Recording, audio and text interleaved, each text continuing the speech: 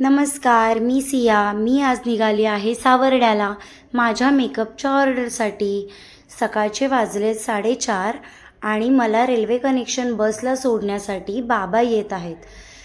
अगदी आम्ही थोड्याच वेळात देवरुख बस डेपोला पोहोचलो. मला थोडा निघायला वेळच झाला होता, त्यामुळे बस सुटण्याची वेळ आणि माझी पोहोचण्याची वेळ एकच झाली होती.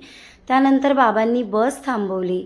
बसमध्ये चढले तर नीट उभं राहायला सुद्धा जागा नव्हती, इतकी प्रचंड गर्दी होती. देवरुख ते संगमेश्वर रेल्वे स्टेशन मी उभ्यानेच प्रवास केला. त्यात माझ्याकडे माझ्या वॅनिटी बॅगसुद्धा होत्या. नंतर मी पोचले संगमेश्वर रेल्वे स्टेशनला. सकाळच्या दिवा पॅसेंजर ट्रेनसाठी लोकांची प्रचंड गर्दी होती. त्यानंतर माझा तसा अगदी लांबचा प्रवास नव्हता. अगदी अर्ध्या पाऊण तासातच मी सावर्ड्याला पोहोचणारच होते. तितक्यात ट्रेन आली. मी ट्रेनमध्ये बसले. थोडं सामान माझं ॲडजस्ट केलं. त्याच्यानंतर मी पाऊण तासामध्ये सावर्डा स्टेशनला पोहोचल्यानंतर मी स्टेशनवरून बाहेर निघाले.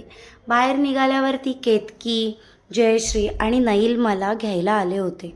थोडंसं वॅनिटी बॅग्स आमच्या ॲडजस्ट केल्या आणि मी बसले. ही आहे माझी फ्रेंड जयश्री आणि ही केतकी. आम्ही आमचा क्लास संपल्यानंतर पहिल्यांदाच भेटलो होतो.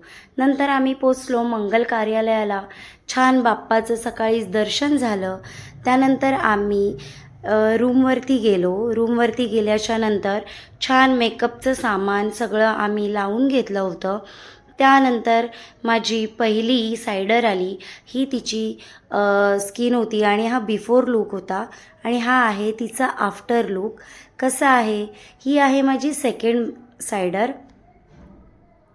कसा वाटला तुम्हाला या माझ्या सेकंड सायडरचा लूक?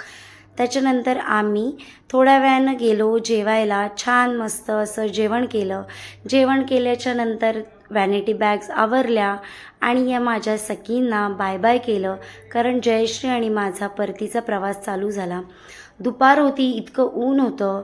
त्याच्यानंतर थोड्याच वेळात बस आली. मी बसमध्ये बसले आणि देवरुखच्या दिशेने माझा प्रवास चालू झाला. अगदी 1.5 तासातच मी देवरुखला पोचले. पोचल्यावरती मला न्यायला दादा आला होता. गप्पा मारत मारत आम्ही घरी पोचलो. चला भेटूया आपल्या नेक्स्ट ब्लॉगमध्ये. थँक्यू. बाय.